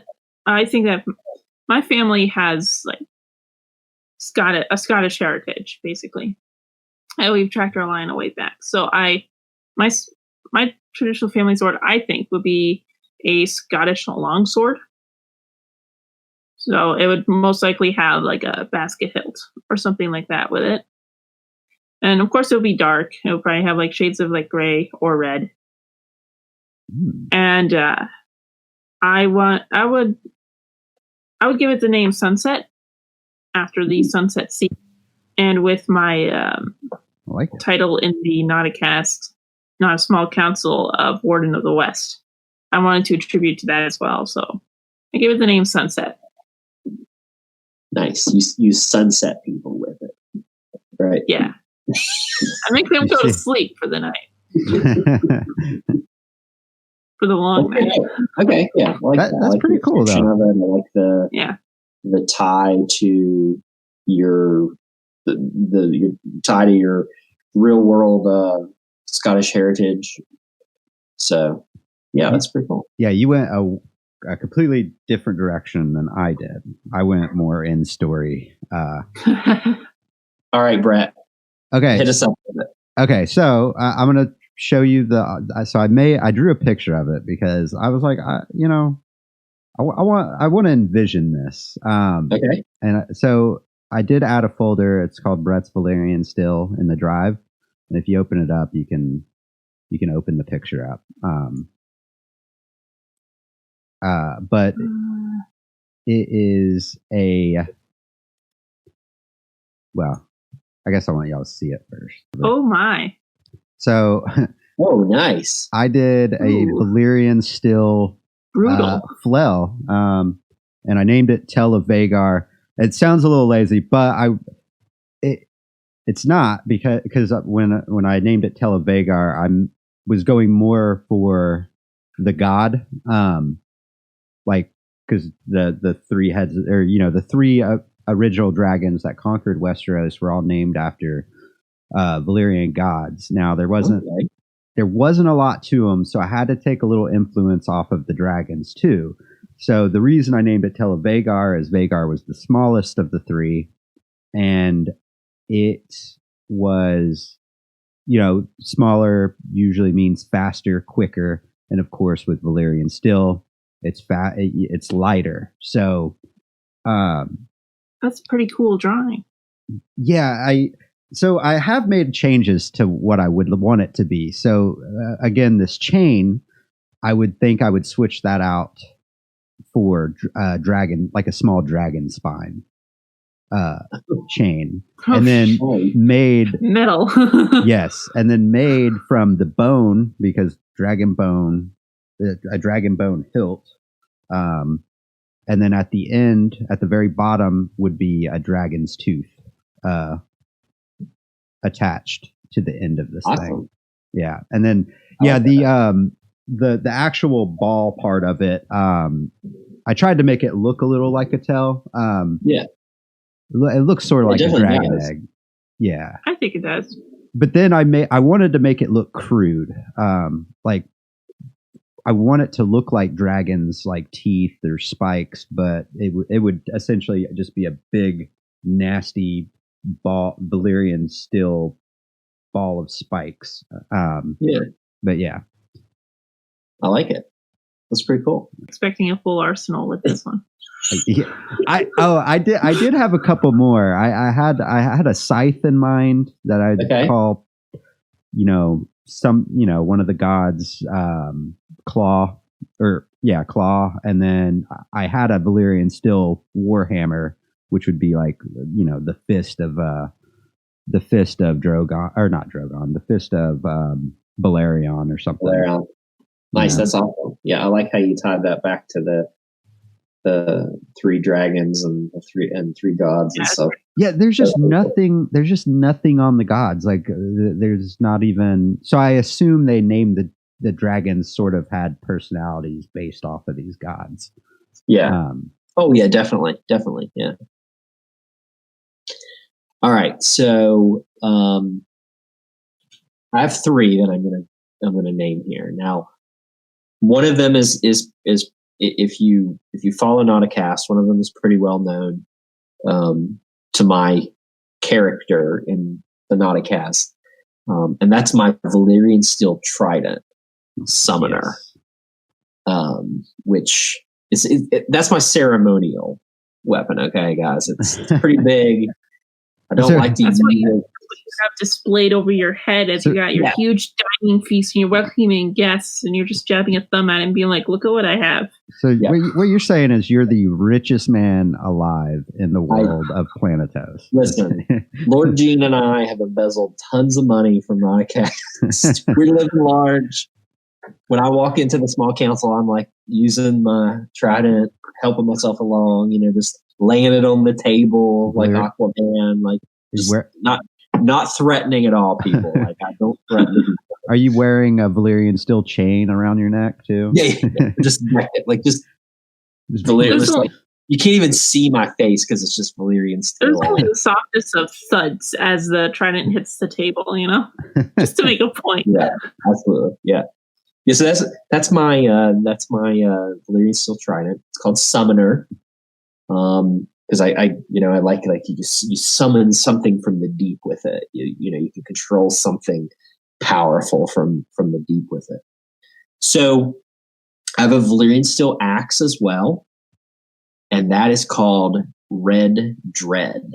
Ooh. And I use that to just chop the fuck out of people. It's cut them in two, just blood flying everywhere. Red dread. When they see it, when my war galley attacks other fleets and I come across the plank, red dread is the first thing. The first and last thing. It's the Red Dead Redemption. Red Dread Redemption. That's actually the inspiration. Your soul's boss killing weapon. Yeah. And again, back to I like the name Red Rain. I love that name, and so I thought Red Dread. I just love it. Yeah, and it kind of has kind of a red tint to it because it's Valyrian steel. Mm-hmm. So Red Dread is my Valyrian steel. That'll be on your big masthead too. That's a symbol on your. Yes. I mean, it reminds me of Valyrian's, nickname, the Black Dread. Yes. Yeah. Yep. All right. So my actual sword, I would probably have a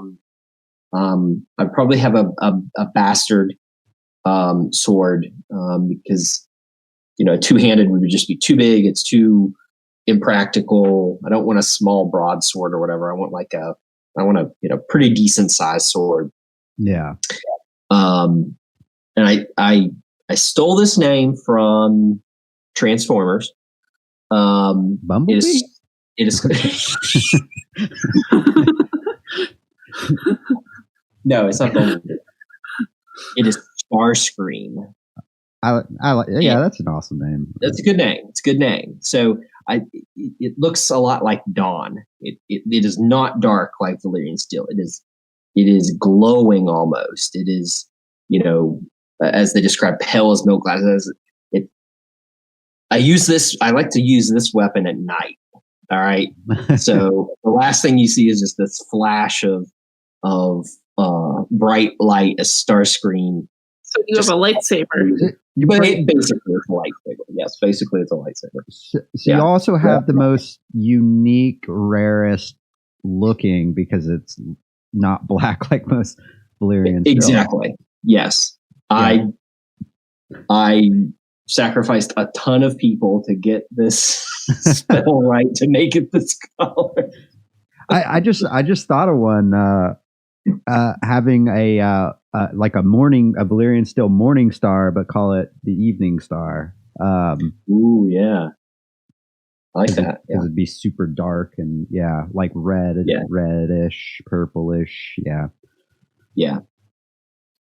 It would be the most useless Valyrian steel weapon. Would be just a bow. Yeah. Oh yeah. Well, I just wasted that arrow and. Oh my. Oh, that's pretty great. Some great choices.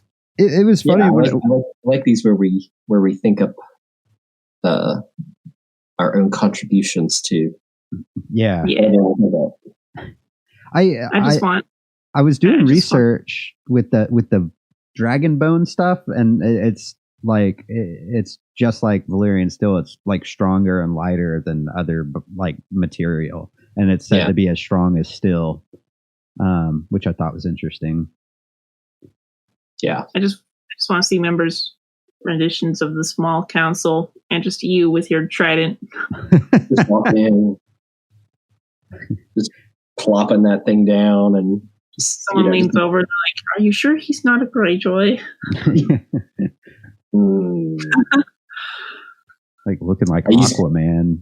I use Summoner, the Spear Greyjoys, and the Ironborn. Well, that wraps up our discussion on Valyrian steel. Thank you so much for listening. Please rate and review us on iTunes. Follow us on Facebook, Instagram, and Twitter at Planetos Podcast. Until next time, we'll see you around Planetos. See ya. Good night. Have a good night, everyone.